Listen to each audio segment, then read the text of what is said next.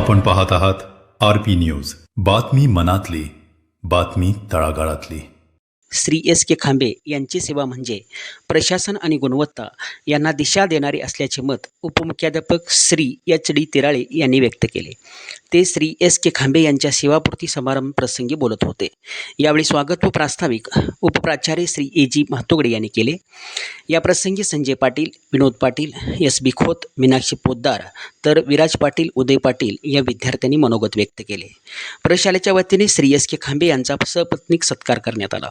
सत्काराला उत्तर देताना श्री एस के खांबे म्हणाले, एकूण 36 वर्षाच्या सेवाकाळात शाळा आणि मी नाळ कधीही तुटू दिली नाही. विद्यार्थ्याप्रती असणारे माझे कर्तव्य सातत्याने पार पडत राहिलो.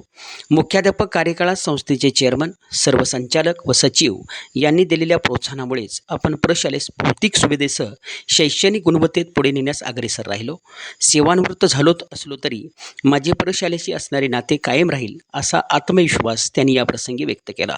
शाळेच्या यशस्वी जडणघडणीत सर्वच घटकांचे योगदान मोलाचं ठरल्याचं नमूद करत भविष्यातही संकुलातील सर्वच घटकांनी प्रशालेच्या गतवैभवासाठी प्रयत्न करण्याचे आवाहन त्यांनी केले.